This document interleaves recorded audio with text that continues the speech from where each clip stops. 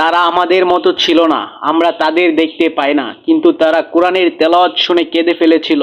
তারা ছিল জিন। 1400 বছর আগে রাসূল সাল্লাল্লাহু আলাইহি ওয়াসাল্লাম এক রাতে সাহাবীদের সাথে ছিলেন না। তিনি একা কোরআন তেলাওয়াত করছিলেন বনের পাশে অন্ধকারে। হঠাৎ কিছু সৃষ্টি অদৃশ্য নীরব তারা এসে দাঁড়ালো। তারা ছিল একদল জিন। তারা আগুনের তৈরি চোখে চোখে দেখা যায় না। তারা বলল, আমরা এক বিস্ময়কর কোরআন শুনেছি যা সত্যের পথ দেখায়, আমরা তাতে ঈমান এনেছি। সূরা আল জিন। জিনদের তারা নিজেদের কওমে ফিরে গেল। তারা বলল, হে আমাদের জাতি, তোমরাও এই কোরআনের দিকে ফিরে আসো, আল্লাহর শাস্তি থেকে বাঁচো, কারণ আমরা এমন এক আযাব দেখেছি যা ভয়ঙ্কর। তারা রাসূল সাল্লাল্লাহু আলাইহি ওয়াসাল্লামের প্রতি ঈমান আনে। তারা ইসলাম কবুল করে। কিছু জিন তখন থেকেই মুমিন হয়ে যায়।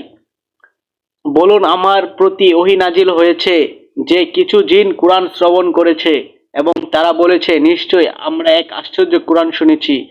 সূরা জিন। জিনরাও কোরআন শুনে বদলে গেছে, আর আমরা মানুষ হয়ে কেন পিছিয়ে থাকব?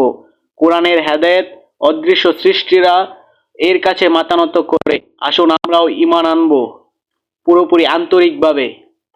তুমি কবে শেষবার মন থেকে কোরআন শুনেছিলে? তা কমেন্ট বক্স।